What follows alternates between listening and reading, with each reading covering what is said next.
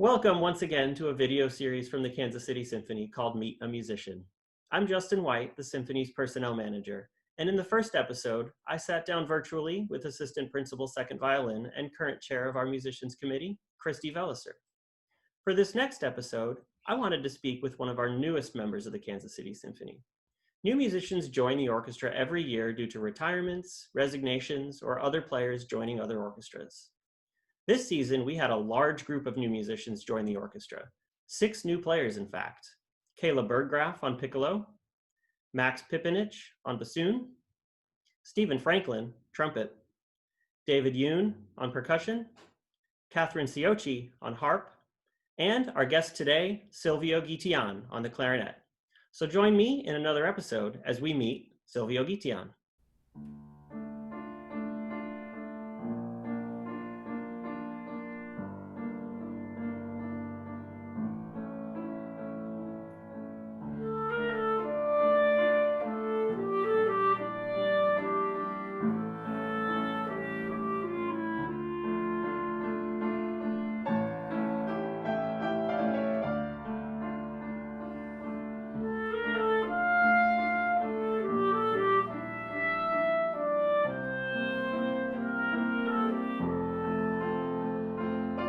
Hi, I'm Silvio, and I play clarinet and E-flat clarinet with the Kansas City Symphony, and this is my first season. Well, Silvio, first of all, thank you so much for joining me on this interview. I'm certain we'd both much rather be playing Tchaik 5 and the Due to You that we were slated to do this week. But I also know that our audience really enjoys getting to know our musicians and especially our new musicians. So to start off with, can you just tell us a little bit about where you grew up and how you chose the clarinet? I was actually born in Seattle, but we moved to Baltimore when I was really little. I started off on percussion, playing with my dad when I was little on kind of Latin and African drumming with hand percussion. And then I kind of went through recorder, and I did a lot of recorder, and I actually took lessons. And I started clarinet when I was in 4th grade. And it was something through our school, and we had to pick our instruments. And I really wanted to play trumpet, but there was 8 trumpets in my class. And they said, you can't play trumpet because there was only one other clarinet, and it just didn't work with the orchestra. I went to kind of a small school. I picked clarinet in 4th grade, and then we moved to Chile in South America.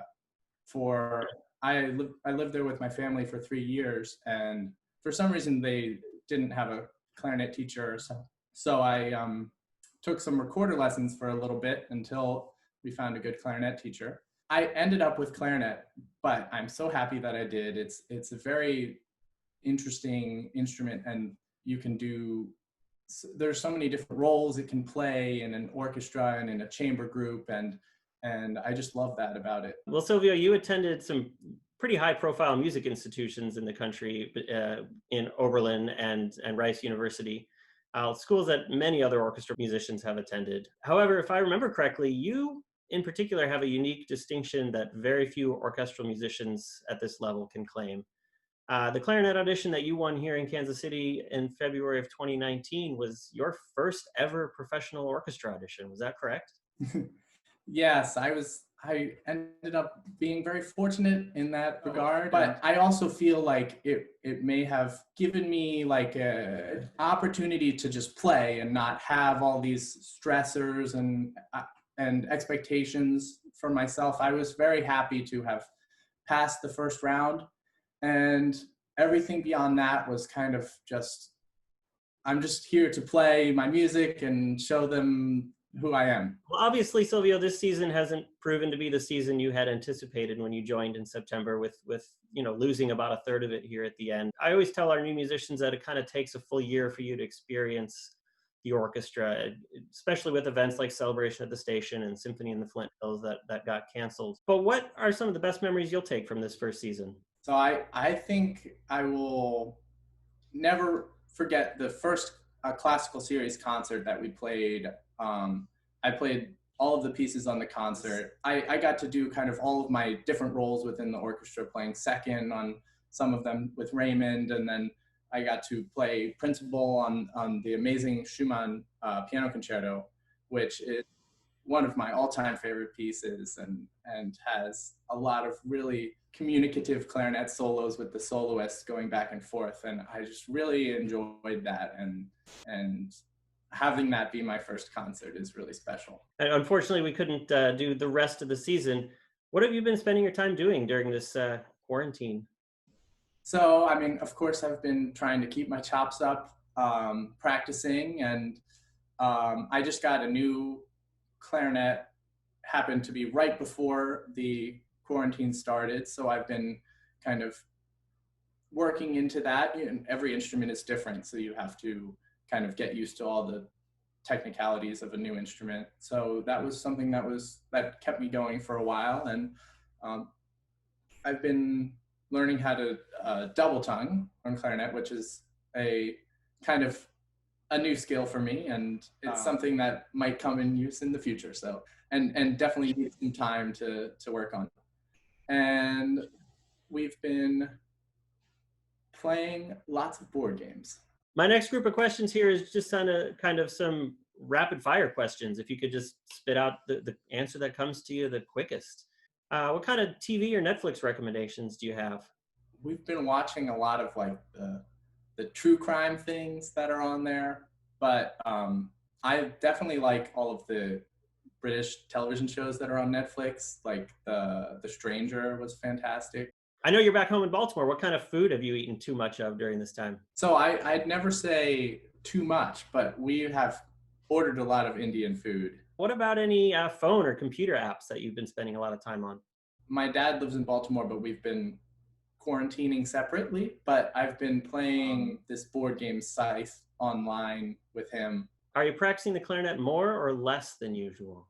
Maybe a little bit more because we don't have rehearsals and there's not much else to do. One more quick fire question here.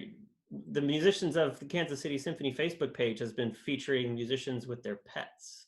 Do you have any pets? Yeah, we have a whippet here. His name is Romeo. You wear several hats in your position. It's a difficult one, as you kind of alluded to at the beginning. You're not only the associate principal in the clarinet section, which means you can be assigned to play principal, but you're also the second clarinet, which means you put on a different hat to play a supportive role to Raymond.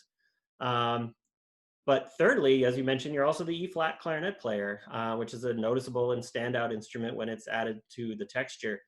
Do you find yourself preferring one of those roles over the other? And is there one you feel you've made the most growth in this season? So as far as making the most growth, I would say definitely second clarinet. I've had a lot of experience playing just because the way our section is set up. There's three of us, so I end up playing second maybe 70% of the time, and that has been fantastic for me. And to be able to work with Raymond so much, and playing second is a lot about getting to know the tendencies of the principal part and player, and how you can fit in with their sound and their concept and all of that. So that's been really interesting for me and a lot of what I've been working on this season.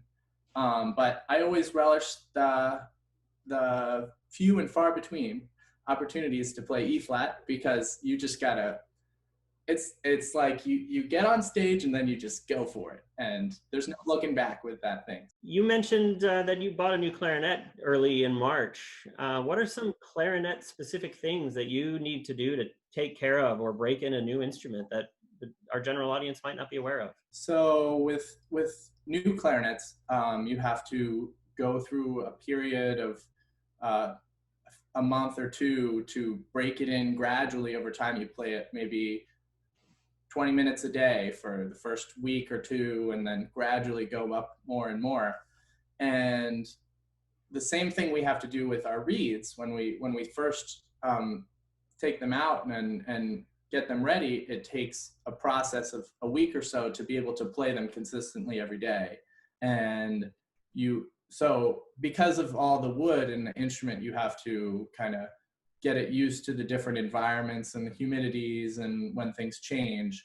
So we have to take great care with our reeds and keep them in like airtight containers with humidifiers and keep them flat and so they don't warp. to be able to play every week at the same level, you need to have reeds that will last and will be consistent as well. So that's always kind of something that you need to be caught up with. Not quite as much as oboes, but they're bassoons, and I definitely am not complaining here because they have a lot more little fiddly work. Well, a few months ago, Silvio, I saw a video of you playing Simple Gifts on a homemade bagpipe that you made from some recorders and a plastic bag.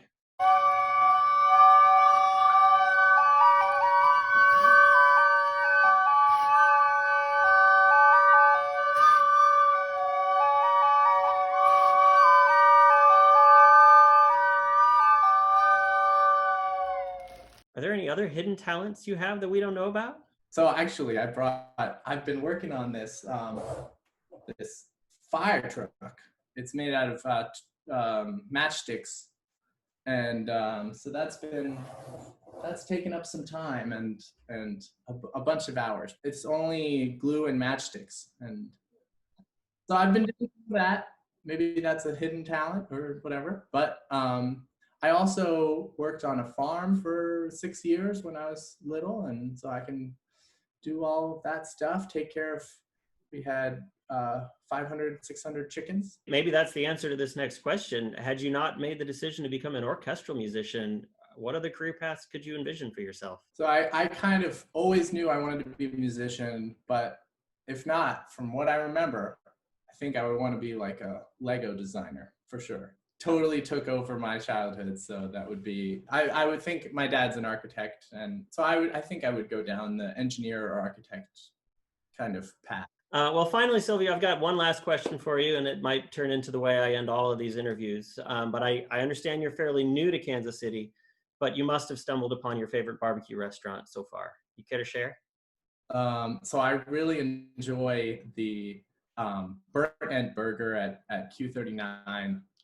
I tend to go for that. So I admit, since I have not been there that long, I haven't tried all the places that have been recommended to me, but I do like Q39, and I've been back there a few times. So, well, that's fantastic. We'll tick one up there for Q39 and make sure everybody tries that out if they haven't. Well, thanks so much, Silvio, for joining us for this. I hope our audience feels like they know you a little better, and when we return to the stage next year, they'll remember this and think about South America and recorders and bagpipes and fire trucks and all this fun stuff. Thank you for talking to me, and see you all next year at whenever our orchestra concerts come back. Hopefully sooner rather than later.